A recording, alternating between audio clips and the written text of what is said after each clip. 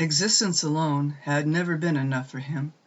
He had always wanted more. Perhaps it was only from the force of his desires that he had regarded himself as a man to whom more was permitted than to others.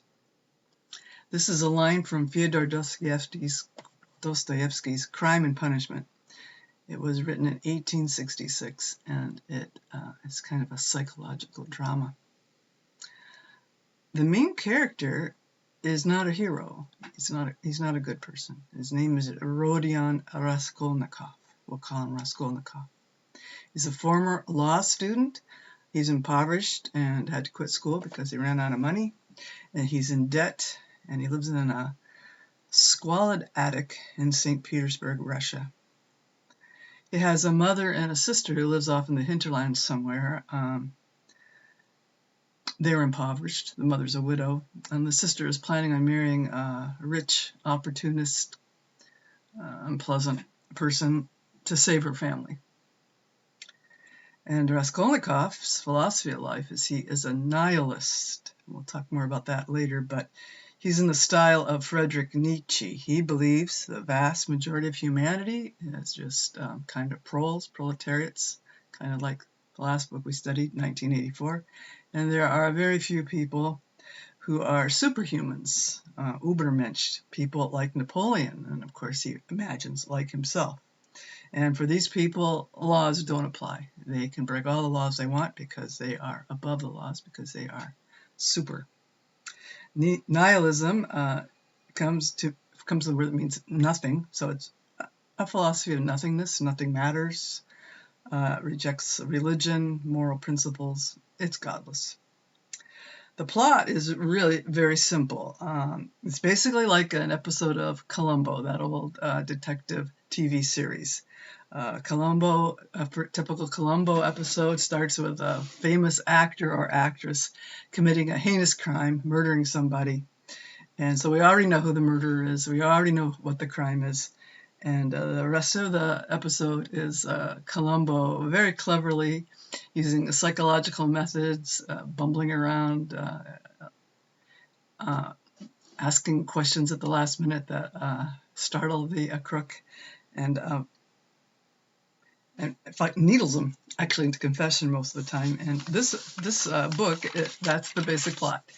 So in the beginning of the book, Raskolnikov kills an old lady and her sister with an axe. Very, very brutal murder.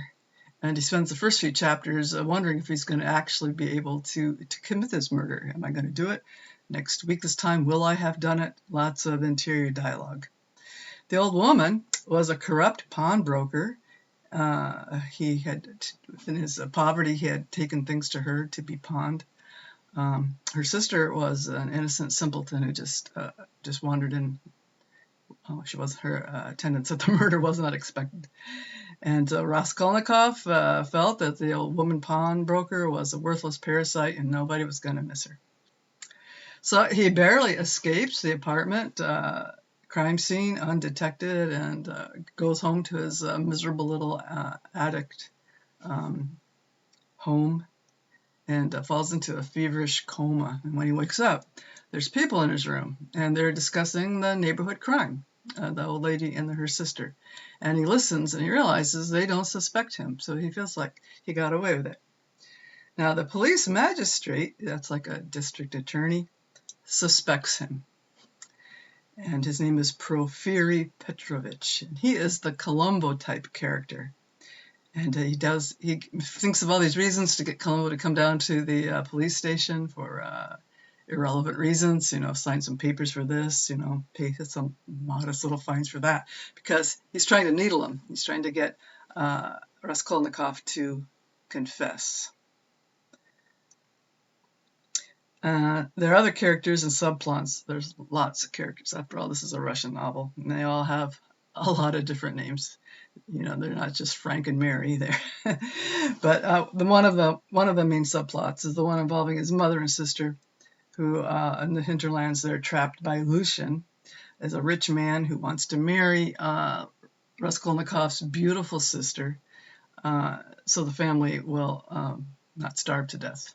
Basically, he wants her because she's beautiful, and She is a possession that he wants to possess along with his other riches. Now, the second subplot is the father of this plot line is a drunken bum named Marmeladov. We'll call him Marmalade. He drinks up the family's money. He just drinks every bit of money they have, he drinks up. Well, he's married to this woman who has a bunch of kids, and they're all starving to death. And he gets into an accident, and Raskolnikov is a witness. And so he accompanies the police back to the wretched apartment the family lives in. And his wife realizes that once again they're not going to have any food because he spent all the money on drink. And then Raskolnikov witnesses a very touching scene. There's a beautiful daughter, another beautiful daughter, and she's crying. Not just crying because her stepfather is dead, but because of what she realizes is expected of her. She's beautiful, family's starving. What do they have to sell? The only thing they have to sell is poor Sonia herself. So, although she is a devout Christian and has a rather angelic personality, she becomes a prostitute to feed her family. And Raskolnikov observes all this. So, actually, this story and the one about the mother and sister living in hinterlands and broke, they're both forced into a kind of prostitution, I guess you could say, by their poverty. The daughter of that is Raskolnikov's sister, she is being forced into marriage with someone she absolutely hates to save the family. And Sonia is being forced into a life of sin. She knows it's sin, she's a Christian, which she hates. And both of them do these things to save their families from starvation. So how is this? So they're the same, really. They're the same story, just different classes of people. But they're basically doing the same thing, in my opinion. Now, throughout the story, the magistrate, Porfiry, it keeps chiseling away, needling away at Raskolnikov. This Porfiry magistrate is interested in the psychology of criminal minds, and he's trying out all of his tricks on Raskolnikov, who is slowly but surely going insane, being tormented by his guilt for what he actually did and the realization that this magistrate suspects him. Now, this guy, Raskolnikov, doesn't believe anything matters, really. And he doesn't even spend the money that he stole, that he looted from the pawnbroker's house. He just did it because he's the Ubermensch and he can do it. So, but the things that are going on in his mind, the guilt, the worry, doesn't really comport very well with his overriding philosophy. So he falls in love with Sonia, and he goes to her house, and there's a Bible laying there, and he picks it up, and he asks her just to read a random passage. So in a very touching scene, Sonia reads the story of the resurrection of Lazarus. And then eventually, Raskolnikov tells Sonia the truth, that he is the murderer. She tells him to go to the police and confess, and he eventually does. And the epilogue, so that's the end of the book, really, basically, of the basic book, is his last sentence is, I did it.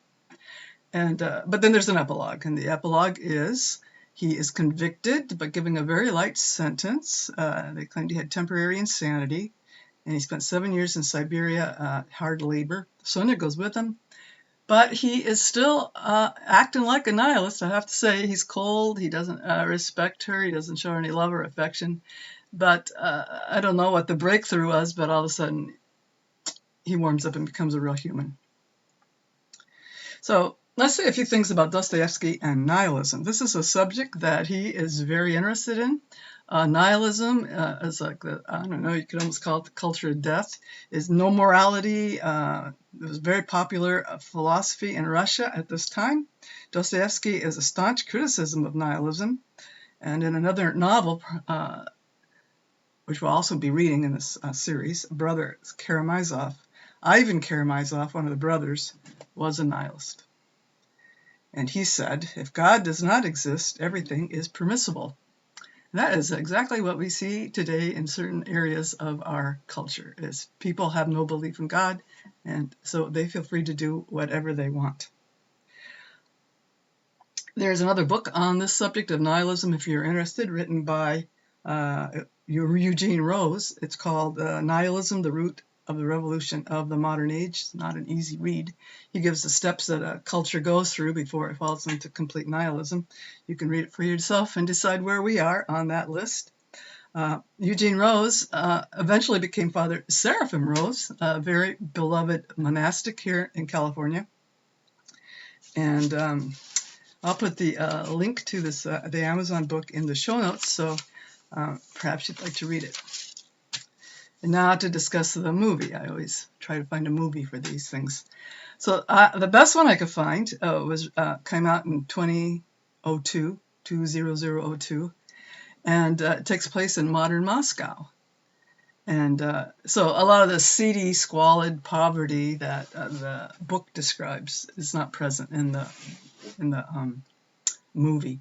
This movie has some famous actors: Crispin Glover, Vanessa Redgrave, John Hurt again. He was in the last movie I talked about, and Margot Kidder. This movie has something that modern movies have that I just don't understand why they do it, and I can't stand it. That is, the screen is dark. Now, I'm not talking about the content. I'm talking about the actual screen is so dark, as if it's midnight, and you can't see what's going on. You can just get little glimpses of maybe a flashlight going by or a candle going by. You can't really see very well what's going on. So a good deal of this movie, I just really couldn't see it. This movie left out Sonia reading the Bible, reading out the resurrection of Lazarus, which I thought was the best part of the whole book. And Crispin Glover's acting was not very good. It was very wooden. Maybe he was trying to show the stiffness and woodenness and pointlessness of nihilist philosophy, but I just thought it was pretty bad acting. Now, John Hurt, who's fast becoming one of my favorite actors, was really good as Porphyry. So it stuck to the book pretty well, considering it took place in modern times. It was all right. So time for ratings. I give the book a 9 out of 10. How could I give Dostoevsky anything less? It was a bit of a slog. It wasn't exactly a page turner. Like I say, we knew at the beginning who the murderer was, and the only mystery is old Porphyry ever gonna figure it out? How is he gonna catch him? And the movie, I give a 6 out of 10. It was too dark. I couldn't really see it. Some of the acting was terrible, but it did stick to the plot pretty well. And at the end, Porphyry goes around and he says, we had atheism here for 70 years and now it's gone, and now we could turn to God. I thought that was pretty good. So that is Crime and Punishment. As usual, I gave my usual shallow reading of it. This book is really too valuable of a book to be subjected to my modest little analysis. But you know what I always say, just go read a book. You won't be sorry.